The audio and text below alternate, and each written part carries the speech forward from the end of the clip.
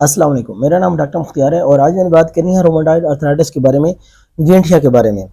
روماٹائڈ arthritis ایک ottoman disease ہے۔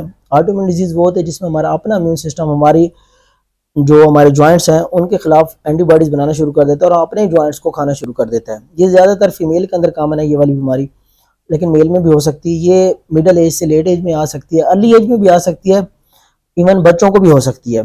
اور اس کی علامات کیا ہو سکتے ہیں کہ سب سے پہلے جو ہمارے اسمال جوائنٹس ہیں ادھر سے اس کا بیماری شروع ہوتی ہے، ہمارے ہاتھوں سے۔ ہاتھوں میں بھی ہمارے نکل والے جوائنٹس پہلے انوالو ہوتے ہیں، اس کے بعد ہمارے جو مڈل والے جوائنٹس ہیں یہ متاثر ہوتے ہیں۔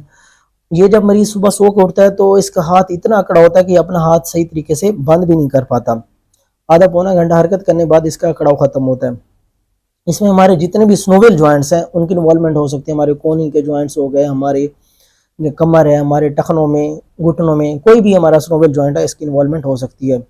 اب آٹومن ڈیزیز میں کیا ہوتا ہے کہ جب ہمارے جوائنٹس کو تباہ کرتی ہے، آٹومن ڈیزیز مطلب ہماری اینٹی باڈیز ہمارے جوائنٹس کو تباہ کر رہی ہوتے ہیں تو ادھر پانی جمع ہو جاتا ہے جوائنٹس کے اندر اور سویلنگ ہو جاتی ہے، اور اکثر اوقات ہمارا جو جوائنٹ ہے وہ اتنا سوج جاتا ہے کہ جو ہمارے جوائنٹ کا کیپسول ہوتا ہے وہ پھٹ جاتا ہے۔ جب وہ پھٹتا ہے تو جو ہمارے ہاتھ ہوتے ہیں ان میں ہمیں ڈیفارمٹی نظر آتے ہیں، ہمارے ہاتھ ٹیڑھے ہو جاتے ہیں اور اتنے ٹیڑھے ہو جاتے ہیں کہ ہماری گریپ نہیں بنتی، ہم موٹھی باندھ نہیں کر سکتے، ہم کھا پی نہیں سکتے، ہم چمچ تک کو نہیں پکڑ سکتے، اس لیول تک ہمیں ڈیفارمٹی نظر آتی ہے۔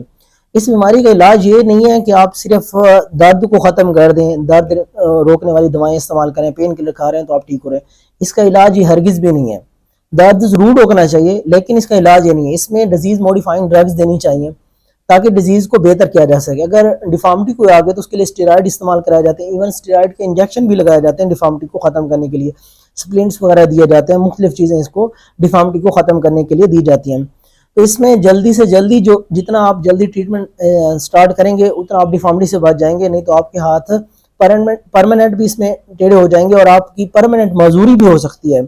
تو اس میں جتنے آپ جلدی اس کا علاج شروع کریں گے تو اتنا آپ معذوری سے بچ جائیں گے، اس میں مین چیز یہی ہوتی ہے۔ تو اس لیے آپ اپنے روماٹولوجسٹ سے کنسلٹ کریں، اور جتنے بھی آرتھرائٹس کے مسئلے ہوتے ہیں اس کے لیے کوشش کیا کریں کہ آپ اپنے کسی روماٹولوجسٹ سے، اسپیشلسٹ سے آپ کنسلٹ کریں گے تو آپ کی جو ڈیزیز ہے وہ پراپر طریقے سے اس کا ٹریٹمنٹ بھی ہوگا اور آپ جلدی اس سے بہتر بھی ہو جائیں گے۔